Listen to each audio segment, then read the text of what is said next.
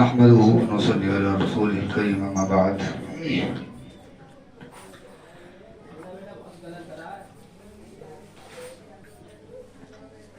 وقال النبي صلى الله عليه وسلم ان العلماء ورثة الانبياء وان الانبياء لم يورثوا دينارا ولا درهما وانما ورثوا العلم فمن اخذه اخذ بحظ وافر او كما قال عليه الصلاة والسلام.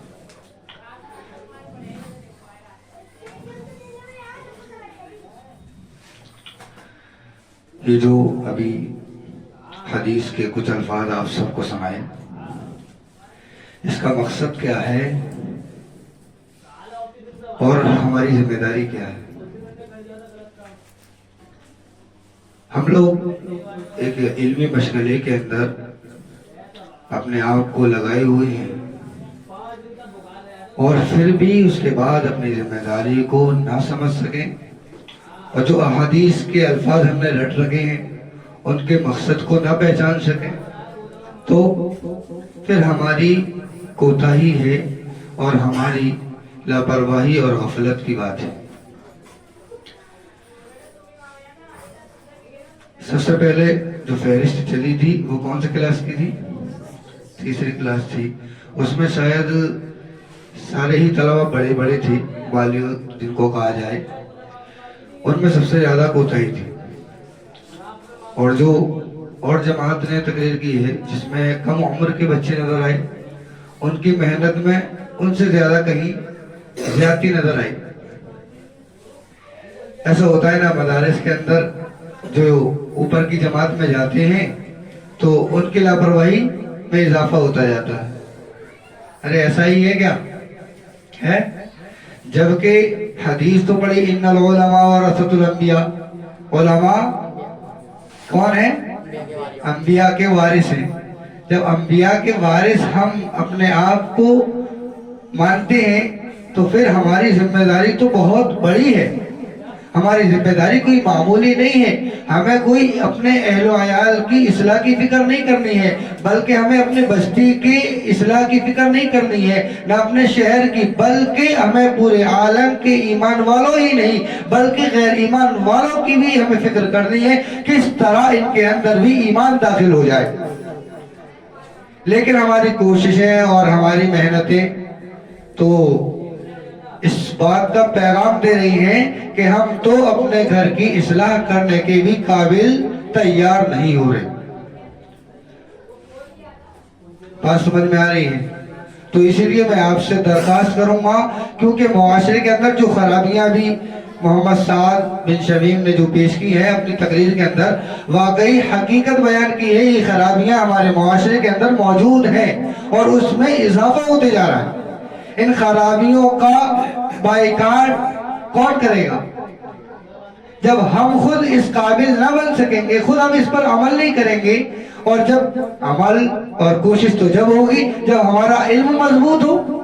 علم مضبوط ہوگا تو عمل بھی ہوگا، پھر کوشش بھی ہوگی، پھر دوسروں کو ان خرابیوں سے، برائیوں سے بچانے کی فکر بھی ہوگی. لیکن افسوس یہی ہے کہ ہماری کوششیں، ہماری محنتیں صرف شاید اتنی ہیں کہ ہم ایک بس امام صاحب بن جائیں اور کسی مسجد کی امامت کو سنبھال لیں اور اپنے دو چار پیسے کمانے لگیں اور زندگی ہماری چلتی رہے. اپنی سوچ کو کشادہ کرو، اپنے فہم کو وسیع و عریض بناؤ.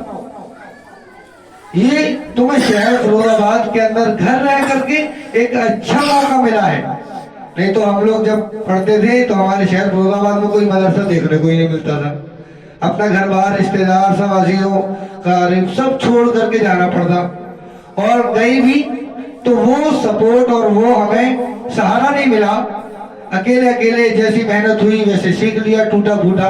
لیکن آپ لوگ تو خوش نصیب ہیں کہ مولانا محسن ندوی جیسی شکل میں آپ کو ایک آپ کا سپورٹر بھی ہے. آپ کے ہر حال میں یہ تقریریں آپ کو چھاپ کر کے، لکھ کر کے، پورا مضمون بنا کر کے آپ کو دے رہے. آپ کا کام صرف اتنا ہے کہ رٹ کر کے اس کو یاد کرنا ہے.